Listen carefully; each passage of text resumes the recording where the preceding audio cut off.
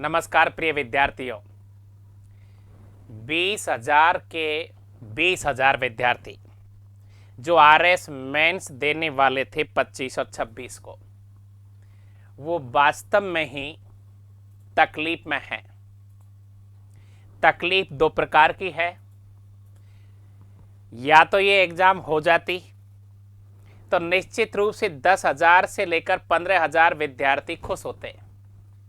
एक आध हजार विद्यार्थी ऐसे होंगे जो एग्जाम खिसकने से खुश हुए होंगे। लेकिन इस समय अब ऐसी स्थिति है कि पूरे की पूरे 20,000 विद्यार्थियों में एक भ्रम पैदा हो चुका, क्या ये एग्जाम सही समय पर होगी या नहीं होगी। लेकिन मैं आपसे जो कुछ कह रहा हूं इस पर आप विशेष ध्यान ये देना। जब आपका प्री का रिजल्ट आया था 19 नवंबर को और मैंने पहला वीडियो डाला था सावधानी क्या रखनी है, तो मैंने पहले ही वीडियो में आपसे ये कह दिया था कि बीच में अवरोध बहुत आएंगे, तकलीफ बहुत आएगी, एग्जाम खिसकाने के आंदोलन चलेंगे, कोर्ट में केस जाएगा। लेकिन पढ़ने वाले 15 घंटा पढ़ाई करने के लिए तैयार रहें। ये बात मैंने पहले कही थी, वही अच्छी बात मैं आज आपको बताने वाला हूं। नमस्कार, मैं बीएल मीना, आरएस अधिकारी 2007, प्रज्ञान आरएस एकेडमी, जहां मैं हमेशा विद्यार्थी हित में एकदम ओरिजिनल बात कर रहा हूं। तो नंबर 1 ध्यान से सुनिए। 6-7 पॉइंटों पर आज हम चर्चा करेंगे। पहला पॉइंट कौन सा है, देखिए। पहला पॉइंट है विद्यार्थियों, सवाल है आप इस एग्जाम के खिसकने से या गड़बड़ होने से किसे तो लाभ होगा और किसे हानि होगी। प्रिय विद्यार्थियों, लाभ किसको होता है? लाभ उस विद्यार्थी को होगा जो सही मार्गदर्शन का फॉलो करने वाला होता है। आपके सीनियर जो है पहले बन चुके हैं आरएस, यदि आप उन्हें फॉलो करते हैं, यदि आप उनके मार्ग पर चलते हैं, बताए हुए सलाह पर चलते हैं, तो आप निश्चित रूप से आरएस बनते हैं। ये लाभ है, क्योंकि हम लोगों ने जो जानते थे उन्होंने पहले ही कह दिया था कि ये परीक्षा में आपके साथ जो भी कुछ घटना घटी है ये कोई पहली घटना नहीं है। 1991 जिस समय मैं 10वीं क्लास में था, उस दिन से लेकर आज तक मुझे आरएस की सभी एग्जामों के बारे में जानकारी है, अनुभव है और तजुर्बा है। हर एग्जाम में ऐसा ही तकलीफ होती है। तो ध्यान से सुनिए, अब आप आगे क्या करने वाले हैं, क्योंकि आपको आरएस बनना है और हम आरएस टॉपर्स को सलाह देते हैं। पहला पॉइंट तो आपका प्रिय विद्यार्थियों यह है कि सही मार्गदर्शन फॉलो करने वाले ही आरएस बनते हैं। इधर देखिए, हानि किसको होती है? जो दिशाहीन होते हैं, दिग्भ्रमित होते हैं और सीनियरों की सलाह को नहीं मानते हैं, वो विद्यार्थी परेशान रहते हैं लास्ट में। पहला पॉइंट पर ध्यान दें। अब भी हम जो सलाह दे रहे हैं, आगे सलाह देने वाले हैं, उस पर आप पूरी तरह से फोकस करेंगे। नंबर 2, जब आपने संकल्प 1 लिया है तो संकल्प में किसी भी प्रकार का कोई विकल्प नहीं होना चाहिए। अब संकल्प मैंने आपको क्या समझाया था दूसरे वीडियो में, कि केवल पढ़ाई के अलावा अपने कमरे को सेट कर लीजिए, गरीबी का रोना मत रोना। ये वीडियो बहुत अच्छा लगा था विद्यार्थियों को, वायरल भी हुआ था ये, कि गरीबी का रोना मत रोना। संकल्प में कोई विकल्प नहीं होना चाहिए। क्या संकल्प होना चाहिए? आप अपने 2-3 दोस्तों के साथ, 4 दोस्तों के साथ, अच्छी कोचिंग के साथ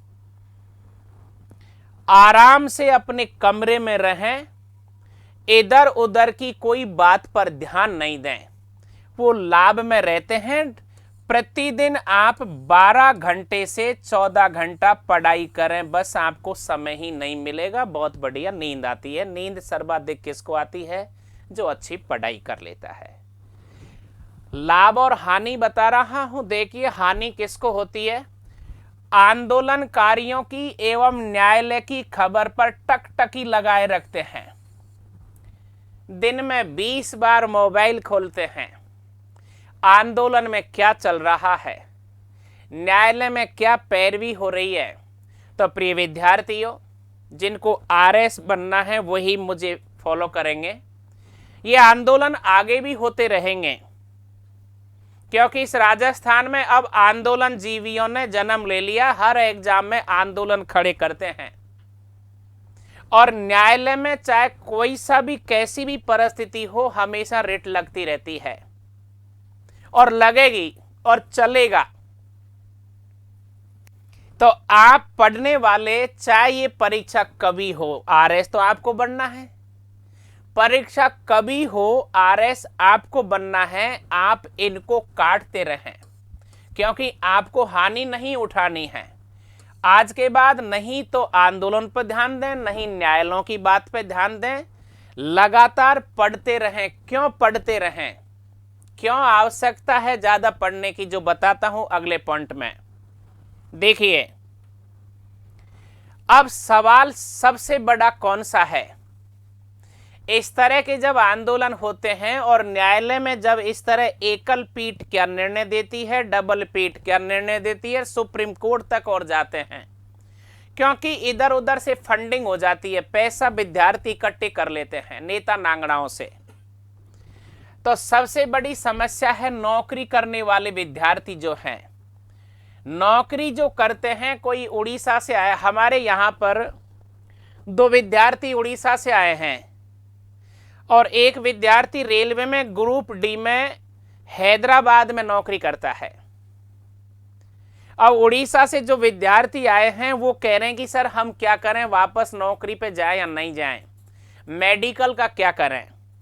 मैं जो सलाह दे रहा हूं उचित लगनी चाहिए, क्योंकि 30 साल का 32 साल का अनुभव है। प्रिय विद्यार्थियों, यदि आरएस बनना है, नौकरी करने वालों को बहुत तकलीफ होती है। उनके छोटे छोटे बच्चे कहाँ हैं, उनकी पत्नियां कहाँ रहती है, पूरा परिवार इधर से उधर टूट जाता है। लेकिन आपको बड़ा बनने के लिए ये सब करना जरूरी है। तो नौकरी करने वाले तत्काल ज्वाइन नहीं करें। लेकिन आपकी समस्या ये है इस समय कि सर ये एग्जाम होगी या नहीं होगी, होगी या नहीं होगी, इस बात पर बिल्कुल आप हमसे नहीं पूछेंगे या किसी से भी नहीं पूछेंगे। अपनी नौकरी को सावधानी में बरतते रहें, लेकिन कमरा खाली नहीं करें और पढ़ाई एक दिन भी नहीं छोड़ें। अब समस्या आएगी पैसे की, समस्या आएगी मेडिकल की, तो भाई बड़ा आपको बनना है। तो मैंने लिखा है कि नौकरी करने वाले अंगद के पैर की तरह जमा लें, अंगद की तरह पैर को जमा लें। अब आप बहुत सारे नौकरी वाले कहेंगे सर पत्नी कहाँ है, बच्चे कहाँ हैं, नौकरी छूट सकती है। बहुत बार रिमाइंडर आ रहे हैं, लेटर आ रहे हैं, अनुशासनात्मक कार्रवाई के लेटर आ रहे हैं। तो मित्रों, आपको आईएएस आरएएस बनना है तो इस तरह की समस्याएं अभी से हल करनी है। आप समस्या में उलझ जाओगे तो आरएएस आईएएस नहीं बनोगे। इसलिए अब आप बिल्कुल मेरी सलाह के अनुसार कमरा खाली नहीं करोगे और लगातार 12-14 घंटा पढ़ाई करोगे, ये मैं कह रहा हूं आपसे। अब होगा क्या? दूसरे वाले कौन हैं जो हानि में रहते हैं? ये नौकरी वाले छुट्टी के डर से घबरा जाते हैं कि अब कितनी छुट्टी और लें, क्या भरोसा इस एग्जाम का, 2 महीना 4 महीना कुछ गड़बड़ हो जाए। देखिए भाई, हो या नहीं हो, आईएएस आरएएस वही बनते हैं जो ठोस इरादे के होते हैं। आपको आपकी व्यवस्था करनी पड़ेगी। यदि आपने वापस ज्वाइन कर लिया, ये आपके लिए सबसे खतरनाक है। मेडिकल की व्यवस्थाएं करो, पैसे की व्यवस्थाएं करो, पत्नी को बढ़िया खर्चा दो, बच्चों को बढ़िया दूध पिलाओ, जीवन तो तभी बदलेगा। तीसरा पॉइंट कंप्लीट। अब चौथा पॉइंट पर आइए। आंदोलन को देखते हुए न्यायालय में जाते हुए 20 के 20,000 विद्यार्थी विचलित हो गए थे कि कर्तव्य विमूढ़ हो गए थे, पढ़ाई में मन नहीं लगा। अब ये बताइए, ये एग्जाम एक दिन पहले सिंगल बेंच ने रद्द कर दी और दूसरे दिन डबल बेंच ने आरपीएससी से कहा ले लो। ये तो समय नहीं था, अन्यथा आरपीएससी को यदि 2-3 दिन मिलते तो हो जाती।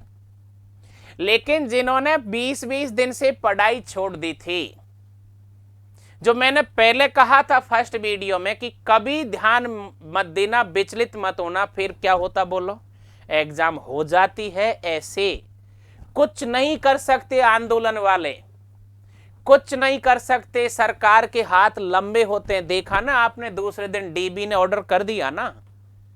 अब ये एग्जाम हो जाती तो क्या होता, कुछ नहीं होता। आंदोलन करने वालों की आदत होती है, वो जिंदगी भर आंदोलन करेंगे।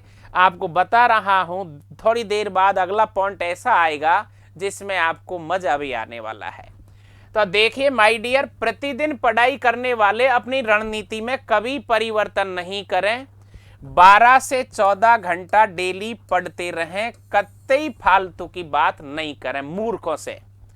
हानि किसको होती है, जो महंगाई को देखते हुए पैसा खर्च करने से डर जाते हैं। हाँ मैं जानता हूं आर्थिक स्थिति कितनी तकलीफ देती है, लेकिन हमसे गरीब कोई नहीं हो सकता। हम रिक्शा चलाया करते थे, मकानों की पुताई किया करते थे, लेकिन हमारे जो सीनियर आईएएस आरएस बन गए थे, उन्होंने हमें समझा दिया था कि कर्ज करो या कुछ भी करो, आर्थिक रोना मत रोया करो। तो जिनकी नौकरी हो या कुछ विद्यार्थी आर्थिक परेशानी में आ जाते हैं, वो क्या करते हैं, इस तरह जब एग्जाम इधर उधर खिसक जाती है, कोर्ट में चली जाती है, तो अपना प्रतिदिन की जो 10-12 घंटे की पढ़ाई होती है, वो क्या करते हैं, जुगाड़ू काम कर लेते हैं। जुगाड़ू काम क्या होता है, यार कमरा महंगा है, सोचा था 3 महीने में महंगा कमरा ले लें, पढ़ाई एग्जाम देने के बाद वापस चले जाएंगे। और फिर अब क्या करते हैं, जब ऐसे एग्जाम खिसक जाती है तो रात की रात वो जुगाड़ कर लेते हैं, अपने सामान को इधर उधर दोस्तों के यहां डाल देते हैं। माय डियर, तकलीफ तो होती है, बड़ा तभी बनते हैं तब आपको बड़ी सोच रखनी पड़ती है। तो ध्यान रहे, कमरा बिल्कुल नहीं बदलोगे, पढ़ाई बिल्कुल नहीं छोड़ोगे, जुगाड़ू काम नहीं करोगे, एक दूसरे के साथ सेट नहीं होंगे। जैसा आपको बता रखा है, खर्चा होता है, क्योंकि बड़ा बनने के लिए आपको बड़ा काम करना पड़ता है। महंगाई को देखते हुए जो करना है वो करें, जुगाड़ नहीं करें, कमरा नहीं बदलें, लगातार कमरा बनाए रखें। और गांव में इधर उधर वापस नहीं जाएं, नौकरी में वापस नहीं जाएं, इधर उधर शादी ब्याह में नहीं जाएं, लगातार 10 से 12 घंटे पढ़ते रहें। अगला जो पॉइंट है सीधा, बहुत ही सरल। माय डियर फ्रेंड्स, आरएस में आप सब लोग अच्छी रैंक चाहते हैं। अच्छी रैंक कब आती है जो बता देता हूं। आपने देखा होगा अच्छी रैंक जिनकी आई थी, आपने देखा है कभी उनकी उम्र क्या है, आपने देखा है उन्होंने कितनी बार चांस लिए होंगे। तो मैं आपसे कह रहा हूं, यदि सिलेक्शन आप चाहते हैं तो कम से कम अच्छी रैंक प्राप्त करने के लिए 3 से 4 बार पूरा सिलेबस कंप्लीट होना जरूरी है। इसलिए मैं कहता हूं कि 12, 14, 15 घंटा पढ़ने वाला विद्यार्थी को ही मजा आता है पढ़ाई में। बहुत सारे मूर्ख जो बन जाते हैं वो कहते हैं ना 6 घंटा बहुत है, 4 घंटा बहुत है। अरे बेवकूफ बनाते हैं वो सब लोग। जितना ज्यादा पढ़ेंगे तभी जाके कॉन्फिडेंस डेवलप होता है। तो ध्यान रखें, ये जो 5वां पॉइंट है, सिलेक्शन के लिए कम से कम 3 से 4 बार पूरा सिलेबस होना चाहिए। अब आप ये कहोगे कि सर क्या बात कर रहे हो, इतना बड़ा सिलेबस है, 3 से 4 कैसे होगा। अरे यार, जन्म से पढ़ रहे हो, 6ठी क्लास से पढ़ रहे हो ये पूरा सिलेबस, थोड़ा सा सिलेबस चेंज कर दिया, उसमें ही हाहाकार मच गया। हिस्ट्री पढ़ रहे हो, ज्योग्राफी पढ़ रहे हो, पॉलिटिकल पढ़ रहे हो, इकोनॉमिक्स पढ़ रहे हो, विज्ञान पढ़ रहे हो, हिंदी पढ़ रहे हो, इंग्लिश पढ़ रहे हो, सोशलॉजी पढ़ रहे हो, पब्लिक एड पढ़ रहे हो, सब कुछ यार जन्म से पढ़ रहे हो यार, छठी क्लास से पढ़ रहे हो। छोटा सा सिलेबस चेंज कर दिया, उसमें ही भूत चढ़ गया सबको। अरे आरएस बनना है तो फालतू की बातों पे विश्वास नहीं करें, लगातार पढ़ते रहें। कोई परिवर्तन नहीं हुआ, कोई ज्यादा बदलाव नहीं आया था, और आया था तो सबके लिए आया था, पूरे 20,000 के लिए। इसलिए कमजोर नहीं पड़े भाई लोगों, सही बता रहा हूं सीधी बात। ध्यान रखें, कम से कम अच्छी रैंक बनाने के लिए 3 से 4 बार जब सिलेबस पूरा हो जाएगा तब कॉन्फिडेंस बढ़ता है। अब दूसरी तरफ देखिए, जहां हानि उठाने वाले क्या करते हैं, पढ़ते कम है और बातों में समय बर्बाद ज्यादा करते हैं। इधर से उधर सुबह से शाम दूसरे के घर चल जाते हैं, दूसरे विद्यार्थियों की चाय पीने निकल जाते हैं, डिस्टर्ब करते हैं फालतू में। क्या चल रहा है क्या नहीं चल रहा, किसी को मत घुसने दिया करो अपने कमरे में। एक बार भी पूरा सिलेबस नहीं कर पाते, एक बार भी जब पूरा सिलेबस नहीं कर पाते, मैंने कहा ना बहुत अच्छी बात में मजा आएगा। आपको ईमानदारी से बता देता हूं, ये 20,000 में से 5,000 विद्यार्थी ऐसे हैं जो ये एग्जाम 5 साल बाद भी हो। आरपीएससी यूं कह दे कि एग्जाम आज से 5 साल बाद होगी, तब भी ये माय डियर ऐसे हैं 5,000 जो 5 साल बाद भी तैयार नहीं होंगे। ये कहेंगे कि यार 15 दिन और मिल जाते, ये कहेंगे कि यार 1 महीना और मिल जाता। तो ध्यान रखो, ये कंपटीशन है। आज तक दुनिया में बड़े युद्ध हुए हैं तो किसी राजा ने ये थोड़ी कहा कि अरे यार आज आक्रमण मत करे। क्या पृथ्वीराज चौहान गोरी ऐसे फोन पर बात कर लेते थे कि यार अभी मत करना, बाद में करना? क्या सिकंदर जब कभी आक्रमण करता था तो सूचना देता था भाई मैं आ रहा हूं? क्या नेपोलियन जब यूरोप को जीतने जाता था जब सूचना देता था, या दूसरा राजा उसे रोकता था जब वो रुक जाता था? आपको हमेशा युद्ध स्तर की तैयारी रखनी है, कब आक्रमण हो जाए, कब आरपीएससी क्या कर बैठे, कब सरकार क्या करे। बनना तो आपको बड़ा है ना, जब बड़ा बनना है तो आप सेना की तरह, सेनापति की तरह, राजा की तरह, बिल्कुल वीर योद्धा की तरह हमेशा तैयार रहेंगे, कब क्या हो जाए। तो ये छोटी बातों पर बिल्कुल ध्यान न दें, सिलेबस पर रात दिन एक कर दें। 3 से 4 बार जब सिलेबस पूरा होता है वो विद्यार्थी कॉन्फिडेंस में आता है। जब हम पढ़ाई करते हैं, इसलिए तो अनुभव दे रहा हूं, हम 4-5 बार किसी टॉपिक को पढ़ते हैं तब जाके क्लास में अच्छी तरह जाते हैं, तो हमारा कॉन्फिडेंस अच्छा रहता है उस समय। अगला पॉइंट, कंप्लीट सिलेबस करने के बाद ध्यान दें, मैंने पहले भी बताया था, ऑल कंप्लीट सिलेबस करने के बाद ही टेस्ट सीरीज की प्रैक्टिस होती है। मतलब टेस्ट सीरीज की प्रैक्टिस कब करनी चाहिए? टेस्ट सीरीज में लाभ कब मिलता है? टेस्ट सीरीज में लाभ जब मिलता है जब ऑल सिलेबस कंप्लीट कर लेना चाहिए। फर्स्ट दिन रिजल्ट आया प्री का और दूसरे दिन, तीसरे दिन ही टेस्ट सीरीज देने लग गए सभी विद्यार्थी। अरे यार ये तो मूर्ख बनाने का धंधा है हम कोचिंग वालों का, तुम मूर्ख क्यों बनते हो फालतू में? टेस्ट सीरीज देने में मजा जब आता है जब कोई विद्यार्थी पूरा टॉपिक पढ़ता है, पूरी सिलेबस को कर लेता है 1 बार 2 बार, तब जब वो अच्छी तरह प्रैक्टिस करता है, तब अच्छी तरह से वो पेपर हल करता है। अब शुरू में रिजल्ट आया, फर्स्ट दिन दूसरे दिन ही टेस्ट सीरीज देने घुस गए, सवाल पूरे छोड़ रखे हैं, तो मेरे को तो सच्चाई का सामना इसलिए करना है कि प्रज्ञान को मुझे गुरुकुल बनाना है। मैं सुपर 30 की तरह आगे काम करना चाहता हूं, आरएस बनाना चाहता हूं। किसी भी प्रकार का फालतू में ढोंग विद्या नहीं होती मेरे से। तो ध्यान रखें, आप लगातार पढ़ाइयों पे ही ध्यान दें। फालतू में कोई क्रैश कोर्स, ब्रेश कोर्सों से मतलब नहीं है। कोर्सों को पढ़ें, 3-4 बार पढ़ें। यहां हानि किसको होती है? शुरुआत में टेस्ट सीरीज देने वाले कोई फायदा नहीं होता, बेवकूफ बनकर रह जाते हैं, कोई लाभ नहीं मिलता है उनको। टेस्ट सीरीज का लाभ कब मिलता है? जब आप अच्छी तरह से अपने चारों पेपरों को पढ़ लो 1-2 बार, और फिर आप अच्छी तरह से याद कर लो और फिर पेपरों का सामना करो, तब आपको पता चलता है कि यार गड़बड़ी क्या हो रही है। क्लियर हुआ आपका? और आपका ये लास्ट पॉइंट सुनिए ध्यान से। दिन रात दिन मेहनत करके, रात और दिन मेहनत करने वाला व्यक्ति, विद्यार्थी स्वयं के द्वारा हस्तलिखित नोट्स बनाने वाला ही टॉप रैंक प्राप्त करता है। नोट्सों के बाद फोन बहुत आते हैं, पीडीएफ के फोन बहुत ज्यादा आते हैं। कितनी बार ढंग से बोल रहा हूं, हम कोचिंग वाले हैं, हमें कोचिंग चलानी होती है, लेकिन मैं सत्य तो बोलता हूं, इस बात को तो स्वीकार करें।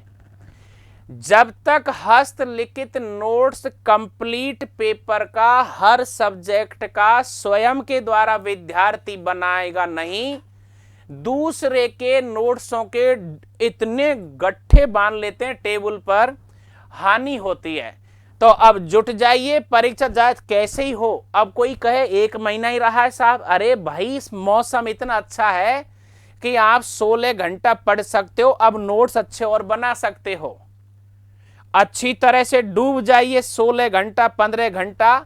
ये देखिए हानि किसको होती है, फालतू के नोट्स, दूसरों के नोट्सों का ढेर इकट्ठा कर लेते हैं अपनी टेबल पर और खुश रहते हैं, मेरे पास ये भी है, मेरे पास ये भी है, मेरे पास इस कोचिंग के भी हैं, इस कोचिंग के भी हैं, उस टॉपर के भी हैं, उसके भी हैं। वो खुश रहता है, लेकिन लास्ट में उसको कुछ नहीं मिलता है। नोट्स माय डियर खुद हस्तलिखित जब हो जाते हैं तब जाकर चित्त में चीजें बैठती है।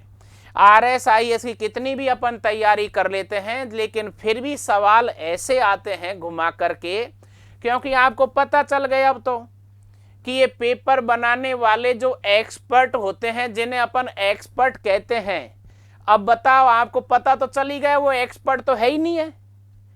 वो तो राजनीति से जुड़े हुए टीचर हैं जो इधर से उधर मूर्ख बनाते हैं, जब ही तो विद्यार्थी बेचारे परेशान हो रहे हैं। एक बहुत शानदार वीडियो बनाऊंगा मैं इन एक्सपर्टों पर, और यहां मांग और रखो कि ये पेपर बनाने वाले गलत पेपर बनाता है, उसे फांसी की सजा और होनी चाहिए। कितनी परेशानी होती है बताइए। वो मेरा उड़ीसा से आया हुआ विद्यार्थी के बीवी बच्चे परेशान हो रहे हैं। तो ये एक्सपर्ट जो होते हैं, ये मूर्खों की तरह ऐसे पेपर बना देते हैं जो अपन सब लोग परेशान होते हैं। इसीलिए मैं ये कहता हूं कि कभी दूसरों के नोट्स मत बनाओ, आप कंप्लीट टेक्स्ट बुक्स पढ़ो, NCERT की बुक्स पढ़ो, सिलेबस को 3-4 बार पढ़ो। इसलिए ये जो पेपर सेटर होते हैं, ये कहीं हमको बेवकूफ बनाने की कोशिश करते हैं। बीजेपी वाले बीजेपी के टाइम पे पेपर बनाते हैं, कांग्रेस वाले कांग्रेस के टाइम पे पेपर बनाते हैं, और इनको सच्चाई का पता नहीं है, विद्यार्थी पिस जाते हैं। मुझे आपको ये सलाह देनी थी। 7 पॉइंट मैंने आपको दिए हैं। कमरा बिल्कुल खाली मत करना, अर्थव्यवस्था को बनाए रखना, इधर उधर कोचिंगों में फालतू में समय नष्ट मत करना। एक बार कमरे में 7 दिन तक 15 घंटा पढ़ाई पे ध्यान देना। आपको सब पता चल गया है, कोचिंगों की सच्चाई का पता चल गया है, टेस्ट पेपरों का पता चल गया है। अब आप खुद की मेहनत इतनी अच्छी करो कि आप अच्छी तरह से तैयार हो सको। ये होता है RS टॉप करने वाले विद्यार्थियों के गुण और फेल होने वालों के अवगुण। मैंने लाभ और हानि आपको बताई है। अब मैं भी बीच में आपको मैं इस समय वर्ल्ड हिस्ट्री की क्लास ले रहा हूं, और अब हम लोगों ने बहुत शानदार नोट्स तैयार कर लिए हैं। कोशिश करूंगा आपको मैं सुविधा उपलब्ध कराऊं, कोशिश करूंगा अच्छी टेस्ट सीरीज उपलब्ध कराऊं, लेकिन अच्छे विद्यार्थी ध्यान दें। ये 7 पॉइंटों पर विशेष ध्यान देना, विचलित बिल्कुल मत होना। आगे जो भी कुछ होगा आपके हित में होगा, घबराना मत, आत्मविश्वास बनाए रखना। Thank you very much. जय हिंद।